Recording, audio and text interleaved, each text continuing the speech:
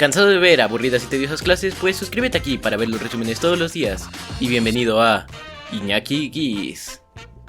Si quieres ver en texto la información de este video, únicamente tienes que activar los subtítulos en la parte inferior derecha de este mismo. Y ahora sin nada más que decir, vamos con los resúmenes. La primera clase que veremos será la de español, titulada ¿Cuál es la causa? Nuestro resumen dice así: aprenderás a usar expresiones con significado causal al elaborar textos argumentativos, como los ensayos. Los nexos causales o conjunciones causales unen oraciones subordinadas que indican la razón o causa de lo que sucede en la oración principal. En pocas ocasiones te das cuenta que estás usando palabras o frases que dan la pauta para expresar algo, en este punto una causa, pero también dan coherencia a tu discurso. Por ejemplo, cuando hablas de una situación que tiene fundamento en algo y tiene una consecuencia, quiere decir que existe una causa por la que se da dicha situación. Los nexos causales son aquellos que son palabras o locuciones que se utilizan para unir una oración principal y una oración subordinada, es decir, una de ellas depende de la otra, y así explicar cuál es la condición de una para que la otra se realice. Este tipo de nexos se colocan entre las dos oraciones y por lo general se escriben después de una coma. Por. Se trata de una preposición que puede ser utilizada como nexo o conjunción condicional en casos como las siguientes. La condición planetaria se ha transformado por el cambio climático de las últimas décadas. Estas piezas cinematográficas fueron premiadas por el desarrollo y manejo de la historia. Un tema de amplia discusión es el de la unidad del español, por las diversas perspectivas sobre los conceptos de lengua, variante y sociedad. Debido a es otro nexo. Esta expresión, cuyo sentido es más formal y que por tanto enfatiza la causa, podemos verla en los siguientes ejemplos. Debido a las manifestaciones de los años 60, se reconocieron diversos derechos civiles para la población afroamericana de Estados Unidos. Gracias a, esta expresión puede enfatizar cuando una acción realizada tiene como causa otra realizada usualmente por personas. Por ejemplo, gracias a los esfuerzos de las organizaciones de apoyo humanitario, se logró revertir los efectos de esta situación de conflicto. ¿En vista de qué? El uso de esta frase suele ocurrir cuando quieres indicar una causa con alto grado de formalidad. Por ejemplo, en vista de que no se dispuso de información completa, la argumentación solo se basa en estimaciones y proyecciones. El reto de hoy es el siguiente: busca en internet o en revistas y periódicos impresos un ensayo con un tema de tu interés o en tu libro. Lee un ensayo, reconoce las expresiones o nexos causales y escribe en tu cuaderno con tus propias palabras las causas de las que se habla en el texto. Proseguiremos con la clase de matemáticas, titulada Problemas que se resuelven mediante ecuaciones de segundo grado. Nuestro resumen dice así: ecuaciones de segundo grado y una incógnita. Sabemos que una ecuación es una relación matemática entre números y letras. Normalmente se trabaja con ecuaciones en las que solo hay una letra, llamada incógnita, que suele ser la X. Resolver la ecuación consiste en encontrar un valor o varios que al sustituirlo por la incógnita haga que sea cierta igualdad. Ese valor es la solución de la ecuación. Por ejemplo, al resolver la ecuación x menos 1 es igual a 0, el número que hace que esta ecuación sea cierta es el 1, ya que 1 menos 1 es igual a 0, por lo tanto 1 es la solución de la ecuación. Si en la ecuación la incógnita está elevada al cuadrado, decimos que es una ecuación de segundo grado, llamadas también ecuaciones cuadráticas, que se caracterizan porque pueden tener dos soluciones, aunque también una sola e incluso ninguna.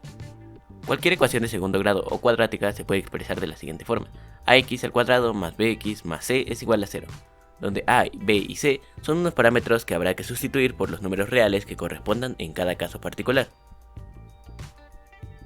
La mayoría de estos problemas se resuelven con la fórmula general de las ecuaciones, que es x es igual a menos b más menos raíz cuadrada de b cuadrada menos 4ac sobre 2a. La parte dentro del radical b cuadrado menos 4ac es el determinante, el cual nos brinda la información acerca de la solución de nuestra ecuación. Si el determinante es positivo, es decir, si b cuadrada menos 4ac es mayor que 0, la ecuación de segundo grado tiene dos posibles soluciones. Pero si el determinante es 0, es decir, que si b al cuadrado menos 4ac es igual a 0, la ecuación de segundo grado tiene una solución.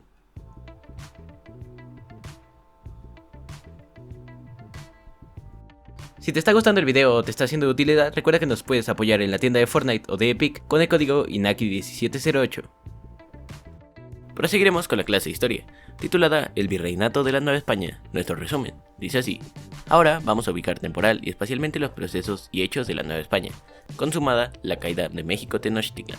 a manos de Hernán Cortés, y viendo los españoles la inmensidad de sus nuevos dominios, en 1535 fue establecido el Virreinato de Nueva España. El territorio abarcó una gran extensión, cuyo centro natural sería el Valle de México.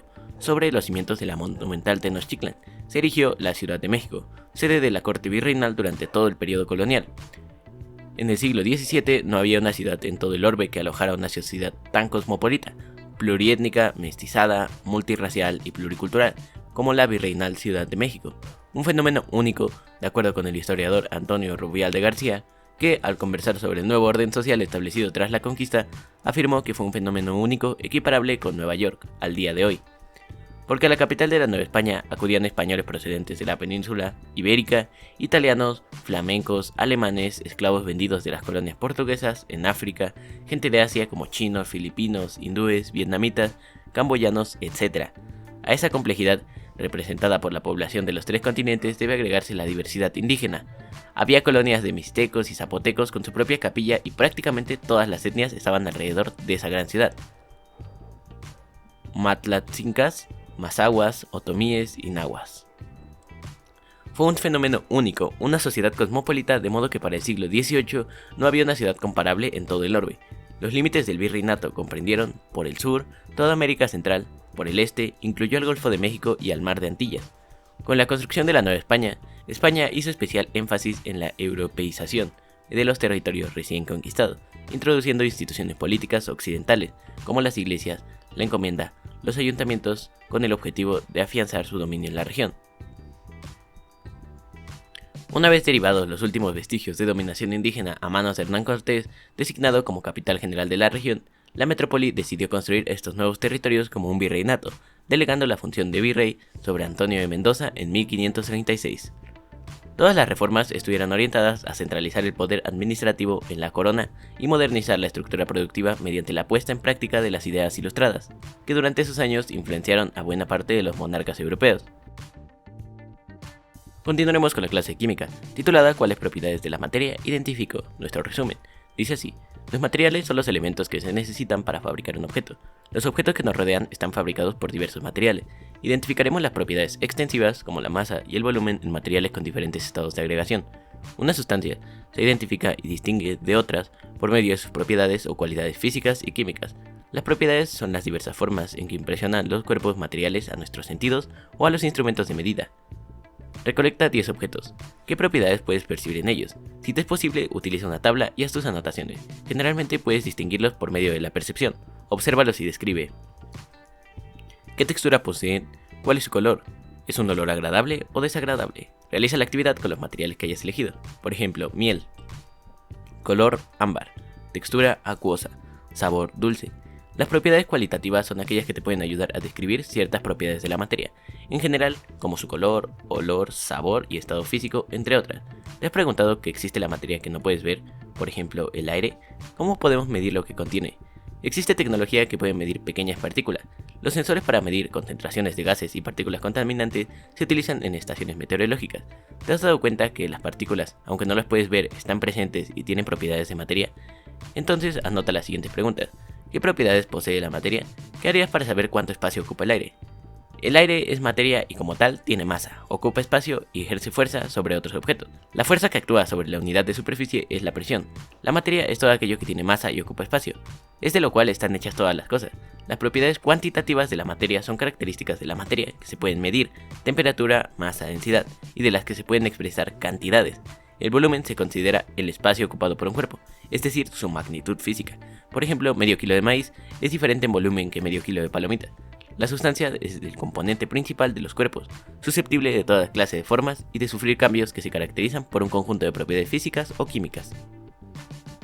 Y finiquitaremos el día de hoy con la clase de arte, titulada El movimiento en escena. Nuestro resumen dice así: observarás cómo el movimiento permite expresarte y junto al sonido nos ayuda a representar situaciones cotidianas de tu entorno. Recuerda que el arte te da la posibilidad de expresar tus emociones y sentimientos. Cuando piensas en el arte, generalmente evocas una pintura, o bien un museo donde encuentras obras que están expuestas para que un público las contemple. De alguna manera, se parece a un espacio sagrado, donde las obras se muestran para que acerques a ellas con reverencia. Sin embargo, el arte es algo menos sagrado, más cotidiano y cercano a ti, más de lo que crees. El arte está presente donde observas, en la arquitectura de las casas y edificios que frecuentas, en la publicidad que ves, en la ropa que usas, en los objetos que te rodean. El arte te permite expresarte de muchas maneras. Puede ser tocando un instrumento, escribiendo, pintando o bailando. Pero cuando no tienes elementos externos como el piano, los pinceles o un cuaderno, ¿cómo podrías expresar tus emociones artísticamente? ¿Has pensado cómo podrías hacerlo sin tener ningún elemento externo? El espacio parcial o quinesfera es el espacio que te rodea al cuerpo y se delimita por el radio de acción de su extensión, ya sea una corporalidad inmóvil o en movimiento, y nuestro cuerpo puede moverse a través de múltiples maneras para expresar alegría, amor, tristeza, enojo, dolor, por mencionar algunos. Así es el arte, son formas de expresión. También puedes generar esos sentimientos en tus dibujos, ya que a la hora de crearlos, una simple línea puede hacer un cambio para generar otra expresión totalmente diferente. Y eso ha sido todo por el video de hoy. Si te gustó, recuerda darle like, suscribirte y activar la campanita para estar al tanto de próximos videos. Si crees que le puede ser útil a alguien más, no olvides compartirlo. Muchas gracias y hasta la próxima.